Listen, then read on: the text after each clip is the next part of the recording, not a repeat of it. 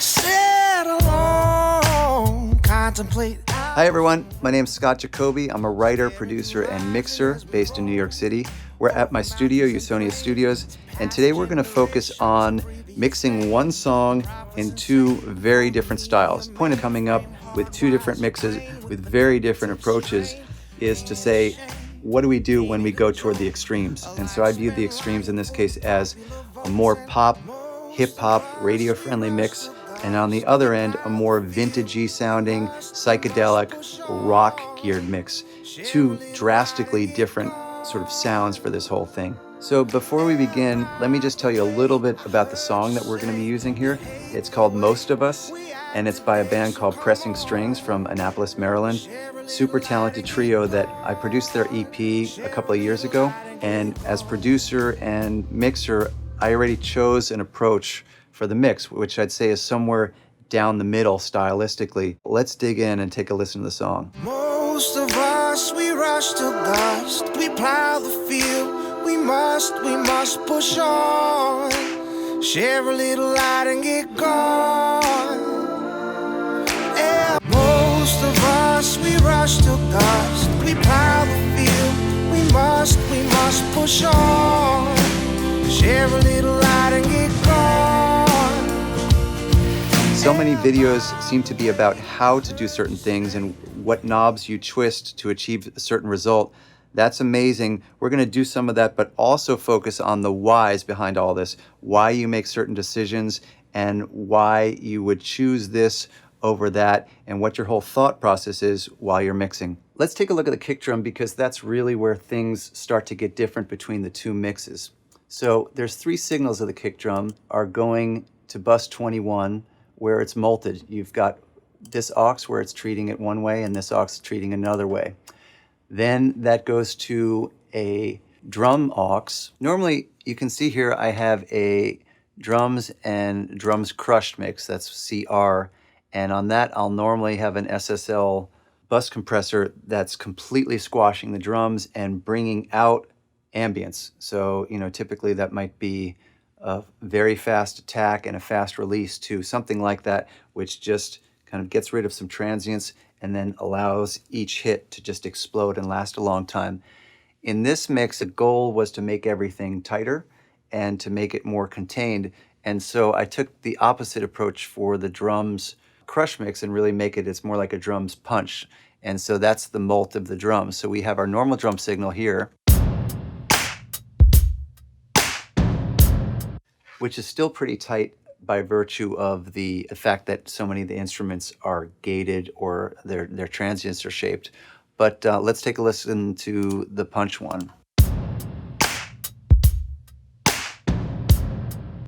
So you can see here for the drums punchy mix, the goal was to kind of keep all of the attack, but not to have the aftermath of each note. So you want everything to kind of end. Let's take a listen.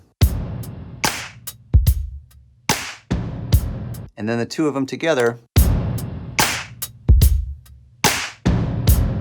you get a little bit more presence from this top one, and then this one's adding the punch and the hardness to it. And then it goes to a drum stem aux, which then feeds the final mix. The mix is also done in parallel. I tend to do a lot of parallel processing where the whole mix is going right here to this clean channel, and then it's also going to what I call a crush channel where we have different things on it, both a limiter and a compressor, which are really kind of almost doing a mastered version, highly compressed of the song. And those get blended with the more dynamic clean sound to then just be on the final mix bus. And these plugins here, that's what's on the final mix. So that's the routing. You'll see that will be the case for all the different things. All right, so let's take a listen to the kick drum without any processing.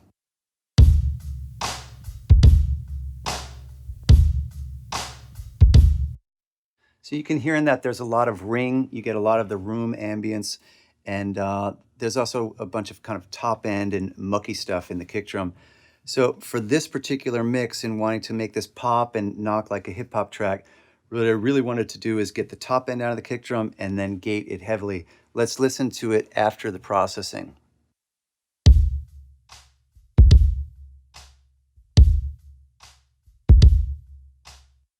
So you can hear the difference there.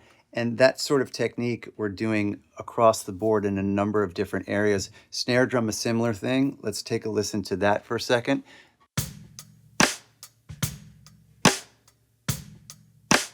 And so similar thing here, if we take a listen with the plugins.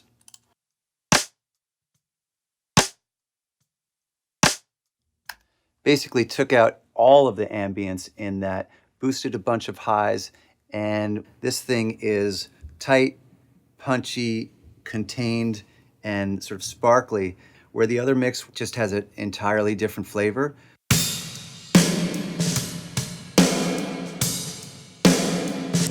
Let's take a listen to the hi-hat too. This is without processing.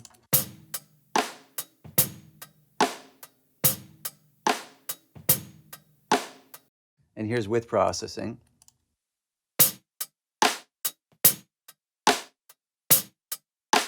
You know, since there's only, it's basically kick, snare, and hat, sort of traditional hip hop elements, you want each of them to bang and kind of hit as hard as possible. So on the hi-hat, just wanted to be, again, super grabby and without any ambience. And you put these three things together and you have a nice drum track, which is for the verse of the song. Let's give a listen to that with the processing.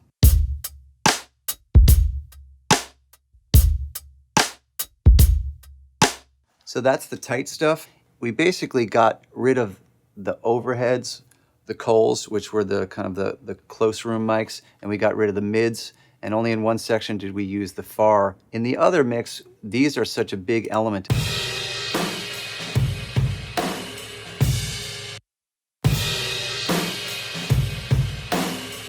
Let's take a look at the bass guitar, because in this instance I wanted to do a similar thing where we're getting rid of the top end of the bass and really just having this be thump. I don't really care so much about the notes in this instance. It's really about just getting a solid, nice round bottom. So here's with no processing.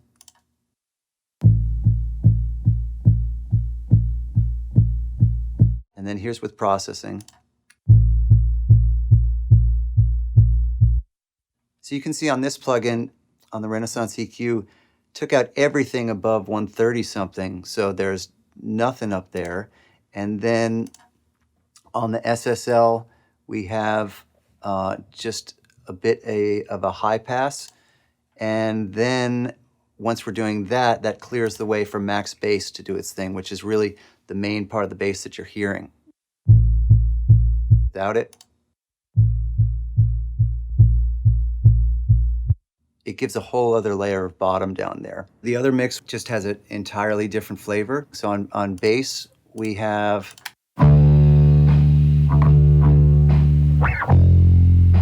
distortion on the Sans Amp channel just to give that a little bit more grit. Here's without. Here's with. And then that's in the context of the other bass signals, the DI and the amp signal. So between the three of those, you really kind of have all of the aspects of the bass represented, the mids, highs, the drive, and the low end. So that was the approach here. The other song was just to kind of get the sub and the round at the bottom. And let's right now bring in thumping guitar. Here's no processing.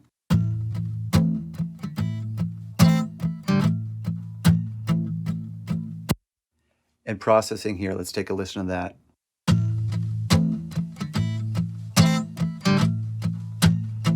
So the goal here with the guitar was to put this a little bit in the sample vibe, where you're sucking out a little low end of the guitar and making it grainy sounding. We have the J37, which is adding a nice analog tape quality to the guitar sound. Again, trying to emulate that, okay, what if this was an old blues sample that we lifted and put on top of this beat? So now let's put in these three elements, because these are really the trio of the rhythm section, and take a listen to how it sounds.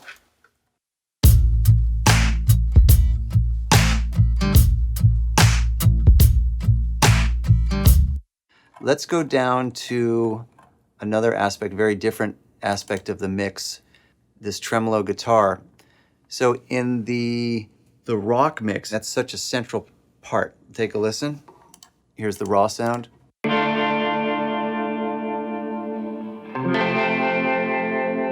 Treated through amps and with the spring reverb on it.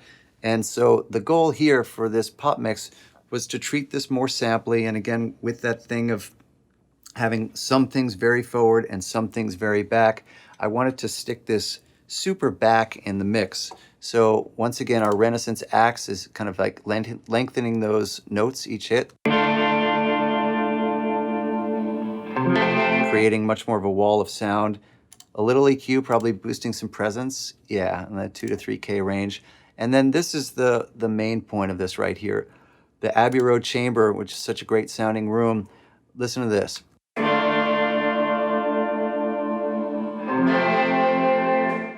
You can see on the dry wet, we're at 100% wet. And that's another way. I don't often put reverbs on the actual channel, but in some cases, especially when I'm wanting to do 100% wet, it's just very effective. So there's no dry signal on that.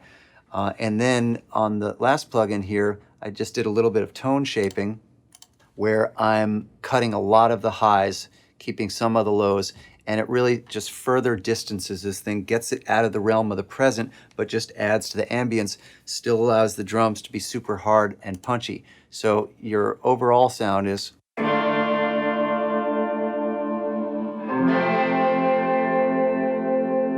which is so much more distant and set back than how it would be in another context of the other mix. Let's just listen to that in the context of everything. Share a little light and get gone. Yeah, by the way, I heard you say you hate the way we act today, so come on. Share a little light and get gone. So you can see those guitars are set really far back. So once again, we're just playing with space and the things that are up front and the things that are in back. So let's just listen to some of those elements together. Here's our acoustic guitars.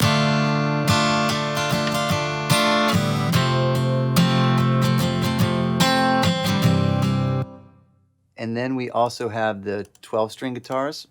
So hear those soloed. That gives a little bit of that 70s rock kind of flavor, and that's combined with the other acoustic.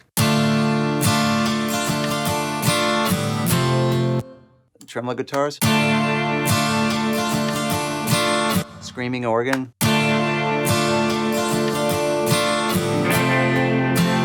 And then Wurlitzer. Let's take a look at what we did.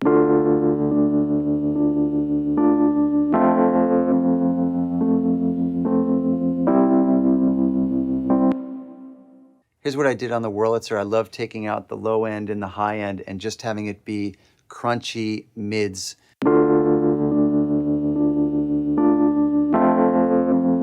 Got a little tape on there. And then I stuck the Renaissance axe, again, my favorite thing for guitars, but works really well on Wurlitzer as well and kind of sustains your chords and does whatever it makes something bitey.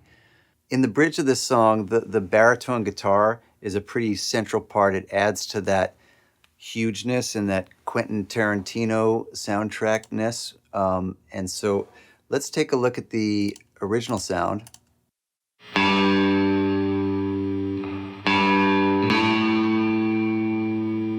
So you can hear that that was printed with through an amp, recorded on a microphone, and printed with some reverb that was on the amp. But that had to become a much bigger aspect, a little bit less twangy. And so the reason why I chose the Renaissance axe is, first of all, it does the best job at sustaining a note throughout the whole pluck and makes it a little bit less plucky if you want. So I have a very quick attack on this and a lot of compression.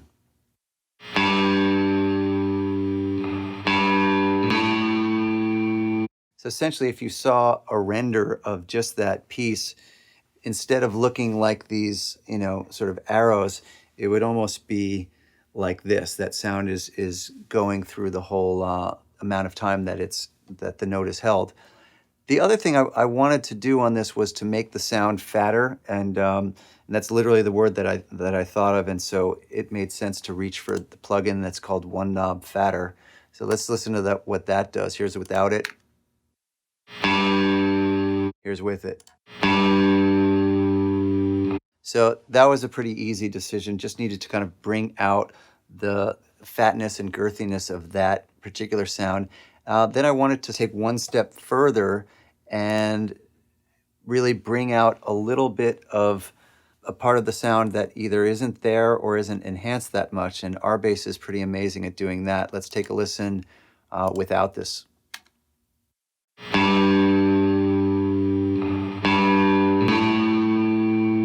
And now focus on the low end and listen to the sound again.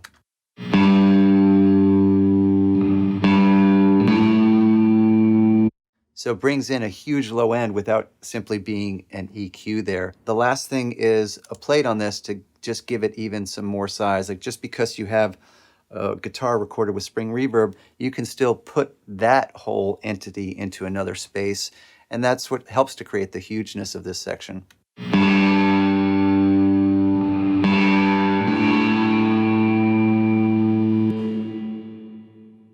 So once we have that as our foundation, the vocal really just needs to sit in a right spot and be sonically in a good place. Let's take a look at what we did to the vocal.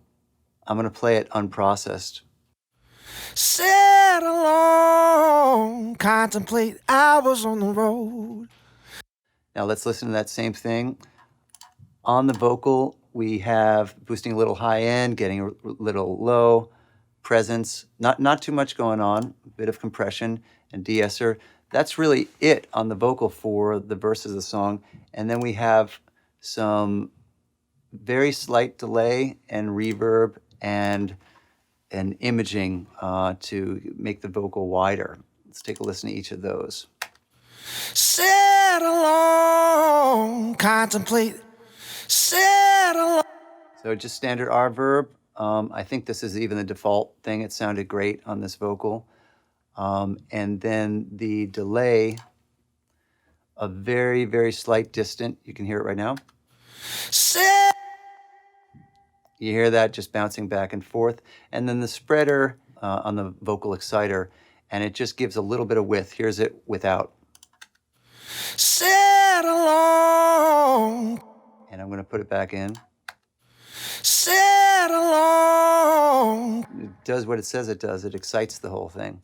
The rock mix, the vocal is the heart of anything, and you could look at the vocal as almost a microcosm of what you're doing in the mix. So all of the things that we were going for in this mix are represented by the treatment on the vocals. Let's again take a listen to the raw vocal in the chorus of the song. A life spent lying for the popular votes, and most of us, we rush till dust. We plow the field, we must push on. And by the way, the reason that you're hearing a little bit of kind of crunchito on that is because there's a tape plugin. I think I put a J37 on the master bus on purpose because it kind of just gives that glue in a little bit of overall drive. So on the vocal, just some pretty standard, suck out low end and boost a little bit of highs and some compression here. De-essing. And then this is what's giving all of the character of that distorted but warm vocal sound. A life spent lying for the popular votes. And then you can hear the slap on that too. I love this thing for, the tape emulation as well as what it does on a lot of the slap type delay effects. And then I just found as a result of having the J37 on that it needed a little bit more de-essing and more of the shh range. A life spent lying for the popular votes. And then in terms of our space stuff, reverb and delay, let's take a listen. A life spent lying for the popular votes. And so just a little bit, just putting that in space, but really the sound of the vocal, you can tell just from that element that this is a whole other approach to a mix. Let's take a look at the master bus processing and see how that can help us achieve the overall vision for each of these two very different mixes.